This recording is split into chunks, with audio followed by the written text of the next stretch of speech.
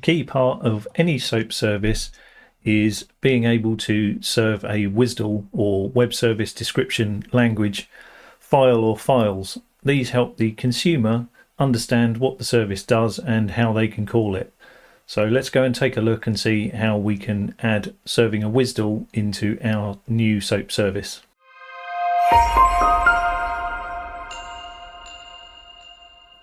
Good morning, good afternoon, or good evening, whenever it is that I find you, and welcome back to the channel. So today we're going to look at how we can handle dealing with the web service description language so that our consumers can query our service to understand what operations our service provides and what the incoming and response payloads look like. So let's go and dive in and see what we need to do to make this happen. So I'm over here in VS Code and we've got our SOAP service that's built up to this point. So we've got a couple of controllers, one for a SOAP 1.1 service, one for a SOAP 1.2 service. And if you remember, the scenario that we're dealing with here is that I've got an existing SOAP service. So in terms of creating a WSDL, that is the tricky part, really, because WSDLs are inherently massive XML files that all interlink across each other, and they're devilishly hard to create by hand. So what you really want to do is pilfer the existing WSDL from your existing service, and then we're going to use that in here literally as a set of files and serve those up. So the first thing that we need is over in our base class. So we've got our SOAP controller base. So let's just go and add a region in here for dealing with WSDL. And WSDLs happen on a HTTP GET request. So let's paste in an HTTP GET, which we'll just call GET for now. And this takes two parameters, one of which is WSDL, one of which is XSD. And we'll see why this is the case later. But these are going to come from the query string. So typically to query for a WSDL, you do a WSDL parameter on the query string, and then within that WSDL it will reference other XSD files.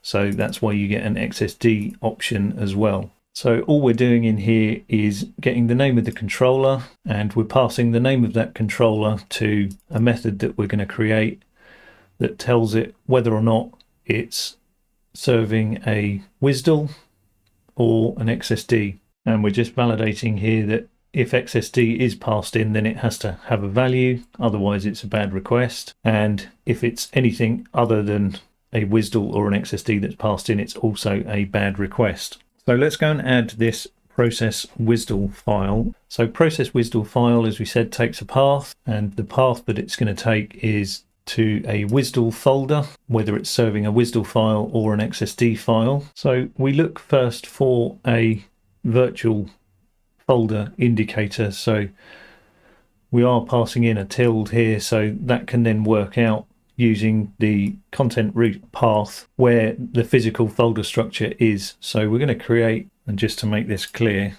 we are going to create a WSDL folder at the root of our project. So this path will point to this WSDL folder, and then using the path that's passed in, we read everything out of a file, and that is the content that we then pass back.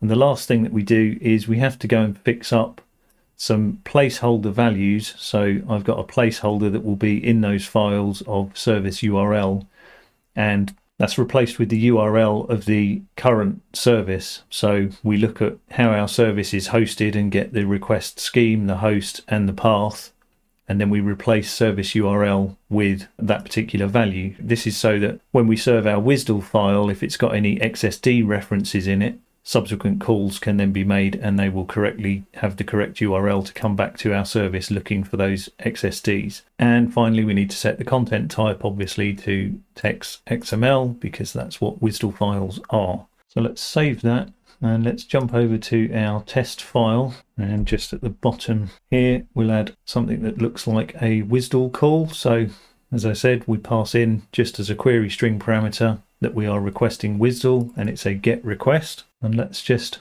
put a breakpoint in there, run this up and give it a quick test. So we've broken into our GET, which is good, so that's a good start. But if we look at our parameters, we can see that XSD is null, and we can see that WSDL is also null, even though in our request we did actually pass in a WSDL query string parameter.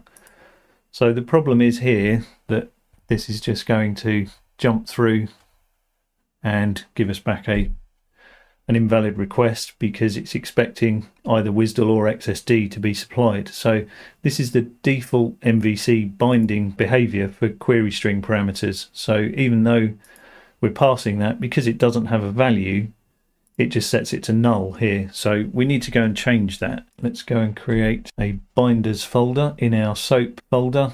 So MVC customizations, and let's create a query string model binder. So we're implementing an iModel binder, and with that we override this bind model async method. So let's go and implement bind model async. So we're trying to get hold of the WSDL parameter, for instance. So this will run on every single query string parameter.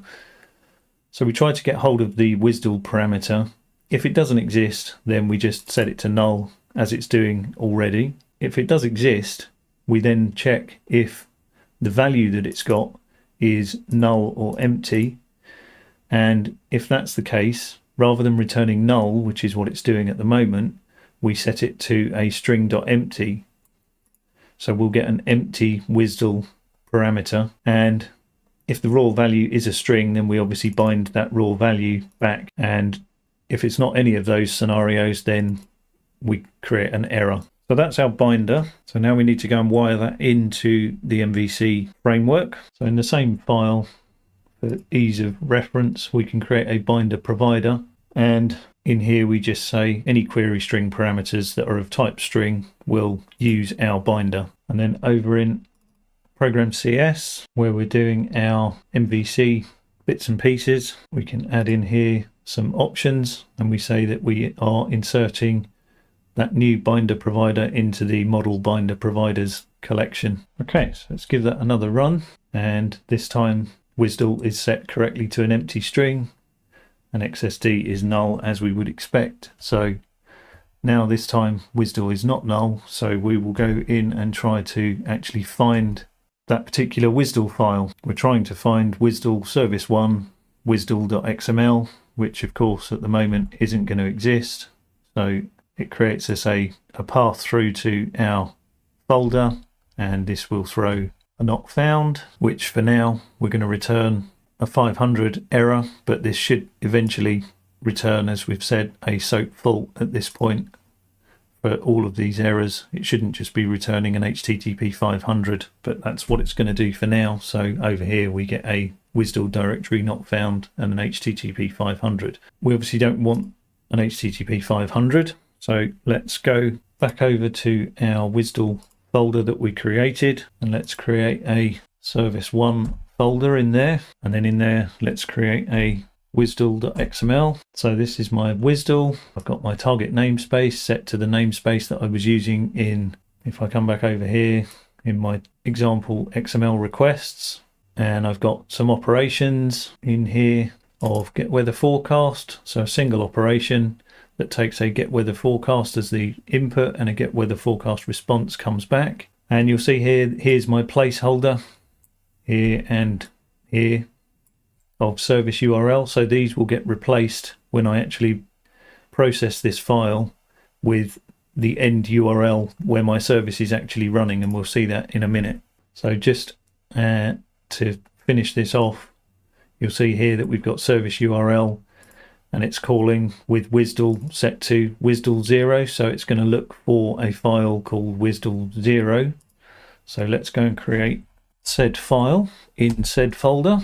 So that's WSDL 0. And then also back in the WSDL file, we've got some references to XSDs. So XSD 0, XSD 1. So we need to go and add those as well. So let's run this up again. So let's try a get on our WSDL, and we can see that we get a 200, and our WSDL has been served up to us.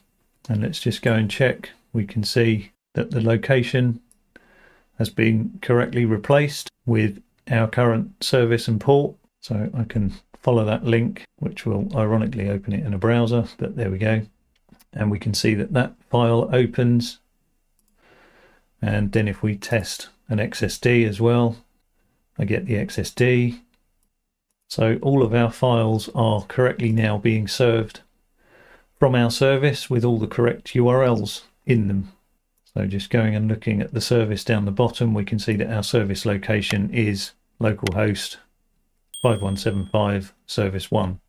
So what this means is we can now jump over to an industry standard tool like SOAPUI. We can create a test SOAP project, path it through to our WSDL, and ask to create requests for all operations and a test suite. And we can see that SOAPUI is happy with our WSDL. It's correctly found that we've got a get weather forecast and given us a sample request for it. So I can just come in SOAPUI, call that, and we get our weather response coming back in SOAPUI as we were seeing in HTTP YAC, but now at least we're using an industry standard tool. And because we've got a test case that we can run and get exactly the same result back, we can add in some assertions into this test case, and we can say that it's not a SOAP fault, and we can say that it complies with the WSDL effectively, and that it's a valid SOAP response. Add in 200, and that'll do for now. So let's run that up, and we get our request back, and we can see that against all of those assertions we're getting valids back. So it's correctly validating against our WSDL that this response that's coming back conforms to what our WSDL says. So we're sure now that our WSDL ties up with what our service is actually doing, which is the whole point of a WSDL in the first place, and we can use SOAPUI to validate that going forwards. So that's it. That's WSDL handling. Our service can now serve up a WSDL, and we're correctly conforming to that WSDL. But let me know what you think in the comments. And just a quick thank you to my sponsors. As always, as I say, this channel wouldn't be here without them, so their support is always appreciated. And with that, thanks for watching, and I'll see you in the next video.